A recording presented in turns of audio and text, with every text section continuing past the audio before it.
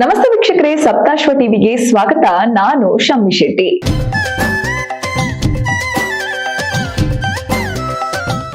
ಹೊಸ ವರ್ಷ ಬಂತು.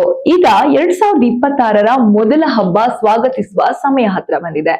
ಈ ಹಬ್ಬವನ್ನ ಏಕಕಾಲದಲ್ಲಿ ಭಾರತದ ಹಲವು ರಾಜ್ಯದಲ್ಲಿ ಆಚರಿಸಲಾಗುತ್ತೆ. ಇದು ಬೇರಾವುದೂ ಅಲ್ಲ, ಮಕರ ಸಂಕ್ರಾಂತಿ ಹಬ್ಬ. ಮಕರ ಸಂಕ್ರಾಂತಿ ವರ್ಷದ ಮೊದಲ ಹಿಂದೂಗಳ ಹಬ್ಬವಾಗಿ ಮಕರ ಸಂಕ್ರಾಂತಿಯನ್ನ ಆಚರಿಸಲಾಗುತ್ತೆ. ದೇಶದ ವಿವಿಧ ಭಾಗದಲ್ಲಿ ಏಕಕಾಲಕ್ಕೆ ಆಚರಿಸುವ ಕೆಲವು ಹಬ್ಬಗಳಲ್ಲಿ ಇದು ಕೂಡ ಒಂದಾಗಿದೆ.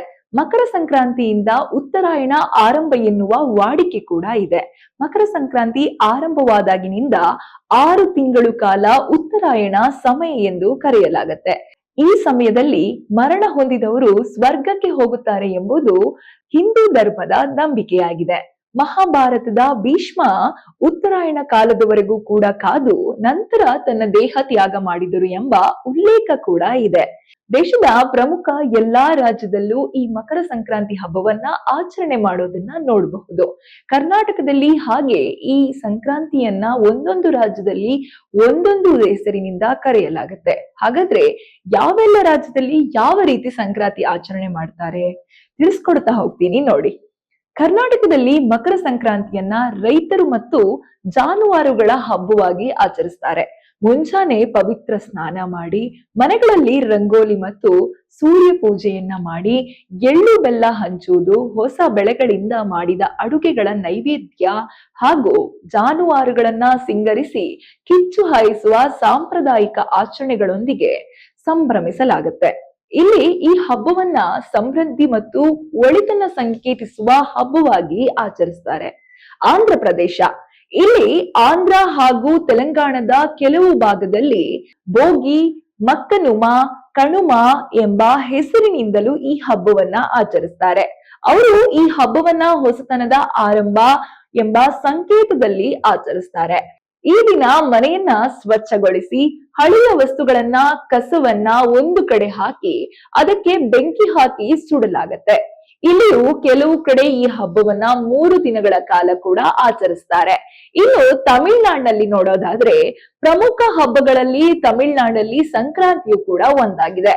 ಇಲ್ಲಿ ಪೊಂಗಲ್ ಎಂದು ಕರೆಯಲ್ಪಡುವ ಹಬ್ಬ ಇದಾಗಿದ್ದು ಸತತ 4 ದಿನಗಳ ಕಾಲ ಈ ಹಬ್ಬವನ್ನ ಆಚರಿಸ್ತಾರೆ. ಈ ಹಬ್ಬದಂದು ರೈತರು ತಮ್ಮ ಹೊಲದ ಪೂಜೆ ಮಾಡ್ತಾರೆ, ಎತ್ತುಗಳನ್ನ ಅಲಂಕರಿಸ್ತಾರೆ, ಹಾಗೆ ಕೃಷಿ ಉಪಕರಣಗಳಿಗೆ ಪೂಜೆ ಸಲ್ಲಿಸುವ ಸಂಪ್ರದಾಯ ಇದೆ. ಕರ್ನಾಟಕದ ಪಕ್ಕದ ರಾಜ್ಯವಾದ ಕೇರಳದಲ್ಲಿ ಸಂಕ್ರಾಂತಿ ಅತ್ಯಂತ ಮಹತ್ವದ ಹಬ್ಬವಾಗಿದೆ. ಮಕರ ವಿಳಕ್ಕು ಎಂದು ಈ ಹಬ್ಬವನ್ನ ಇಲ್ಲಿ ಕರೆಯಲಾಗುತ್ತೆ. ಈ ದಿನ ಶಬರಿಮಲೆಯಲ್ಲಿ ಮಕರ ಜ್ಯೋತಿ ಕಾಣಿಸುವುದರಿಂದ ಅಯ್ಯಪ್ಪನ ಸನ್ನಿಧಾನ ಭಕ್ತರಿಂದ ತುಂಬಿರ್ತದೆ. ಹಾಗೆ ಕೇರಳದಲ್ಲಿ ವಿಶೇಷ ಆಚರಣೆಗಳು ಈ ದಿನ ನಡೆಯಲಿವೆ.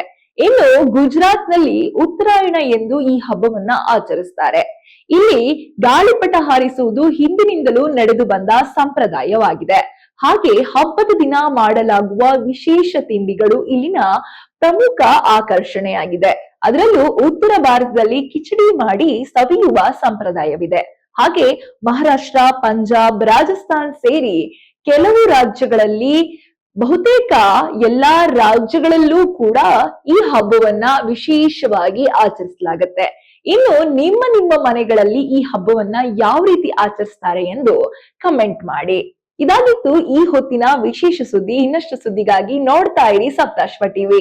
ನೋಡಿದ್ರಲ್ಲ ವೀಕ್ಷಕರೇ, ಇದೇ ರೀತಿಯ ಇನ್ನಷ್ಟು ಹೊಸ ವಿಡಿಯೋಗಳಿಗಾಗಿ ನಮ್ಮ ಸಪ್ತಾಶ್ವ ಟಿವಿ ಕನ್ನಡ ಚಾನೆಲ್ ನ ಸಬ್ಸ್ಕ್ರೈಬ್ ಮಾಡಿ, ಲೈಕ್ ಮಾಡಿ, ಶೇರ್ ಮಾಡಿ. ಧನ್ಯವಾದಗಳು.